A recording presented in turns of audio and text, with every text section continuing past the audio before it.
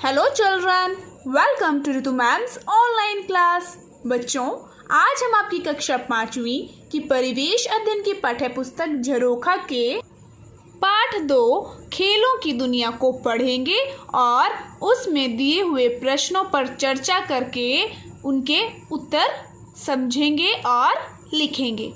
ये पाठ का नाम क्या है? खेलों की दुनिया। तो इसका मतलब पाठ में खेलों के बारे में ही बताया हुआ होगा। चलो, पाठ शुरू करने से पहले बच्चों यह बताओ कि खेल किसे किसे पसंद है? यह भी मैंने कैसा प्रश्न पूछ लिया। सभी को पसंद होंगे, है ना? सभी बच्चों को खेल बहुत पसंद होते हैं, ये तो मुझे मालूम है। अच्छा, कौन कौन से खेल खेलते हैं बेटा, आप बताओ। मुझे कमेंट बॉक्स में लिखकर बताना, ठीक है, कि आप कौन कौन से खेल खेलते हैं। अब देखो, यहाँ पर पाठ में कुछ चित्र दिए हुए हैं। इन चित्रों को देखो। कैसी ड्रेस पहनी हुई है इन्होंने? किसी खेल की, है ना, या फिर किसी और चीज की? बताओ, मालूम है आपको? यह पोशाक है मार्शल आर्ट्स की। चलो पढ़ते हैं। यहाँ पर अध्यापिका ने कक्षा में कहा, प्यारे बच्चों, आज मैं तुम्हें आरती, गीता और ऋतु के बारे में बताती हूँ। यह ऋतु मैं नहीं हूँ, कभी मेरे बारे में समझो, ठीक है? ये कोई और ऋतु है। ये तीनों लड़कियाँ जूडो खेलती हैं। क्या खेलती हैं? जूडो। आरती के पिताजी वैन चालक हैं। गीता के पिताजी लकड़ी का काम करते हैं। आरती पिछले 4 साल से जूडो सीख रही है। वह गुड़गांव के एक सरकारी स्कूल में 8वीं कक्षा में पढ़ती है। गीता और ऋतु भी उसके साथ उसी स्कूल में पढ़ती हैं। आरती ने जूडो में राष्ट्रीय स्तर पर तथा गीता और ऋतु ने राज्य स्तर पर कई पदक जीते हैं। देखो बेटा, आरती ने तो राष्ट्रीय स्तर पर जूडो में और गीता और ऋतु ने राज्य स्तर पर कई पदक जीते हैं। आओ उनसे तथा उनके कोच से हुई मेरी बातचीत के कुछ अंश पढ़ते हैं। देखो, यह पढ़ने से पहले एक बार यहाँ जान लेते हैं। यह भी जानो में जूडो नामक खेल डॉक्टर कानुजिगारो ने 1882 में जापान में शुरू किया था। यह जापान की मार्शल आर्ट की एक विधा है, ठीक है। कहाँ का है ये खेल? जापान से आया है। शुरुआत जापान में हुई थी, ठीक है बच्चों। अब देखो, बातचीत पढ़ते हैं। अध्यापिका, मार्शल आर्ट्स में तुमने जूडो ही क्यों चुना? आरती कहती है, मुझे यह अच्छा लगता है, मेरी दीदी ने भी यही सीखा था। फिर गीता कहती है, हमारे सर ने बताया है कि इस खेल से हम अपनी रक्षा अच्छी तरह करना सीख जाते हैं। ऋतु कहती है, इससे हमारा शरीर चुस्त दुरुस्त और मजबूत बनता है। और अध्यापिका कहती है, इस खेल को खेलने के लिए तुम्हें किसने प्रोत्साहित किया? आरती बताती है कि मेरे मम्मी पापा ने। उन्हें मेरे खेलने, पढ़ने और आगे बढ़ने से खुशी होती है। यही कारण है कि उन्होंने इसके लिए कभी आपत्ति नहीं की। अब गीता व ऋतु कहती हैं कि हमारे मम्मी पापा ने भी हमें इसके लिए बहुत प्रोत्साहित किया। अध्यापिका कहती हैं अब कि लड़की होने की वजह से तुम्हें खेलों में भाग लेने में कोई कठिनाई तो नहीं आई? पूछ रही है। चलो अगले पृष्ठ पर पढ़ते हैं बच्चों।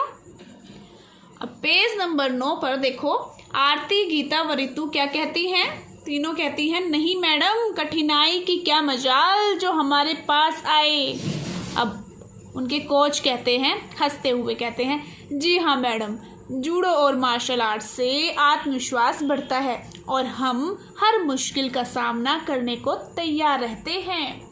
देखो बेटा, जूडो और आर्ट से क्या होता है, मुसीबत पड़ने पर बहुत काम आती है ये।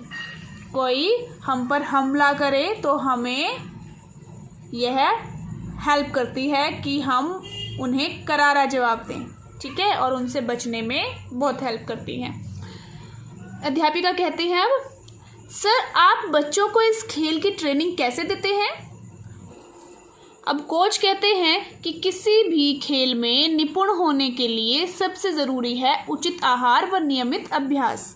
उचित आहार मतलब ना कम ना ज़्यादा, और संतुलित आहार ज़रूरी होता है। संतुलित आहार क्या होता है बच्चों? संतुलित आहार वह आहार होता है जिसमें शरीर को जो आवश्यक पोषक तत्व चाहिए होते हैं वे उचित मात्रा में होते हैं।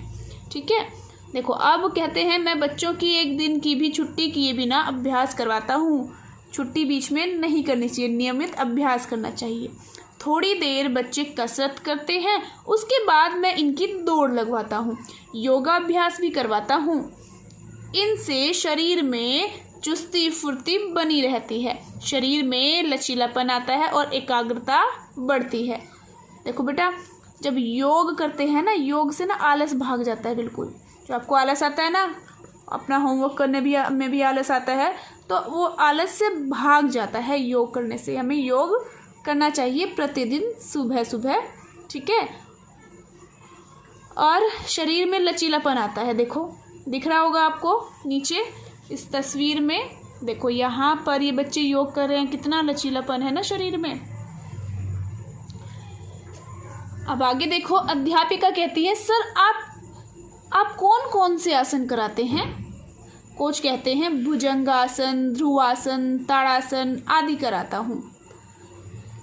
तो देखो ये है भुजंगासन, हाथों के बल ऐसे उठ के और गर्दन को पीछे मोड़ना।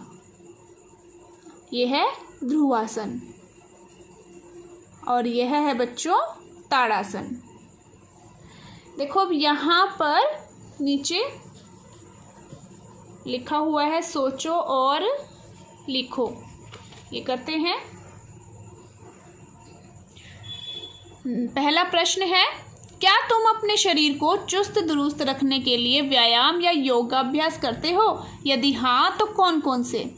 बेटा यह आपके लिए है प्रश्न, पर मैंने आपको उदाहरण के तौर पर लिखकर बता दिया है। देखो जैसे भुजंगासन अगर आप करते हैं ये वाला आसन तो वो लिख देंगे, अगर आप ये आसन करते हैं तो ये भी लिख देंगे, और कोई भी आसन जो आप करते हैं वो आप यहाँ लिख देंगे, या कोई व्यायाम आप करते हैं वह आपको यहाँ लिखना है। अब देखो अगला है प्रश्न संख्या 2, योगाभ्यास से तुम्हें क्या फ़ायदा होता है? बताओ क्या फ़ायदा होता है? योगाभ्यास से क्या होता है? शरीर स्वस्थ रहता है, आलस्य दूर होता है और चुस्त दुरुस्त रहता है शरीर को रोगों से लड़ने की शक्ति मिलती है। तो वही लिख देंगे, देखो ऐसे, योगाभ्यास से मेरा शरीर स्वस्थ एवं चुस्त रहता है, यह मेरे शरीर को रोगों से लड़ने की शक्ति देता है। और यहाँ यह भी लिख सकते हैं कि योग से मेरा आलस्य दूर भाग जाता है, और जो भी आपको फील होता है कि आपको ये फ़ायदा हो रहा है वह आपको यहाँ लिखना है। देखो अब बताओ तुम्हें कौन सा खेल खेलना पसंद है? बेटा जो आपको खेल खेलना पसंद है ना, आपको यहाँ पर लिखना है वह खेल। ठीक है, जैसे मान लो खो खो पसंद है या फिर आपको कबड्डी पसंद है, तो जो भी खेल आपको पसंद है वह आपको यहाँ लिखना है। अगला है, यह खेल खेलने के लिए तुम्हें किसने प्रोत्साहित किया है? तो जिसने भी आपको प्रोत्साहित किया हो, आपके अध्यापक ने, या फिर कोई आपका कोच हो, या फिर आपके पिताजी हो, माताजी हो, दादाजी दादी जी, कोई भी आपकी फ्रेंड हो, वह आपको यहाँ लिखना है उसका नाम। क्या तुमने किसी खेल का प्रशिक्षण लिया है? यदि हाँ तो कहाँ से? अगर किसी खेल की ट्रेनिंग, प्रशिक्षण होता है ट्रेनिंग ली है तो वह आपको यहाँ लिखना है। ठीक है, और अगर ली है तो कहाँ से ली है वह भी आपको यहाँ लिखना है। अब है अगला, क्या तुम्हारे घर के आसपास खेलने की कोई जगह है? अगर आपके घर के आसपास खेलने की कोई जगह है तो वह लिखनी है हाँ, नहीं तो नहीं लिखना है। अगला है, वहाँ कौन कौन से खेल खेले जाते हैं? कौन कौन खेलते हैं?